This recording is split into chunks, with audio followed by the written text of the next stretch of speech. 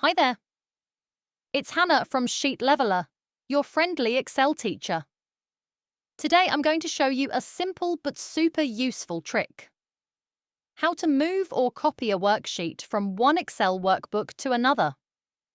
This is something I use all the time, and I'm sure you'll find it handy too. First things first, make sure both workbooks are open on your computer. You don't need to have them arranged side by side like I do, but they do need to be open for this to work smoothly.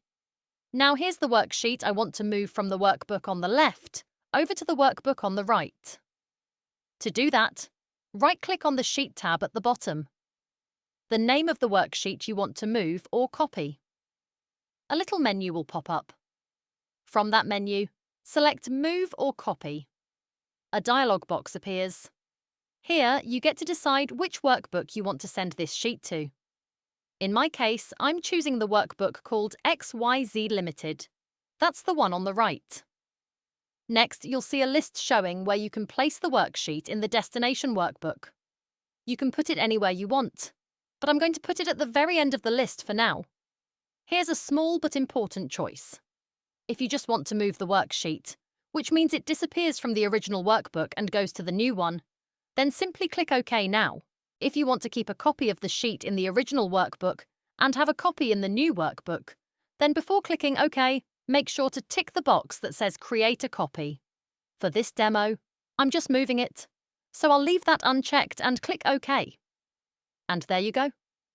The worksheet has now moved over to the workbook on the right. Simple as that. Trust me, I love this trick because it saves so much time when you're working with multiple workbooks and need to organize your data. Pause the video now and give it a go yourself. Opening two workbooks and moving or copying a sheet is a great skill to have. Once you've tried it, drop me a comment below and tell me how it went. Did it work for you? Any questions? I'm here to help. Thanks for hanging out with me today.